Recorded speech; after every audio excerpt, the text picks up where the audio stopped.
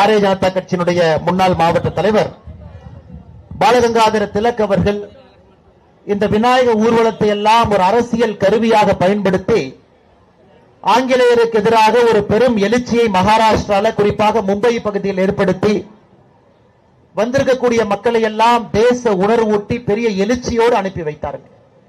ஏன்னா 1892 ஆங்கிலேயர்கள் சொன்னார்கள், பொதுமக்கள் மதத்தின் அடிப்படையில் எங்கேயும் கூட பொது இடத்துல சேரக்கூடாது என்று. அதை எதிர்த்து 1893 விநாயகர் பந்தலை பயன்படுத்தி அதே மக்களுக்கு ஒரு தேசிய உணர்வூட்டக்கூடிய நிகழ்வாக அதை மாற்றி காட்டினாங்க.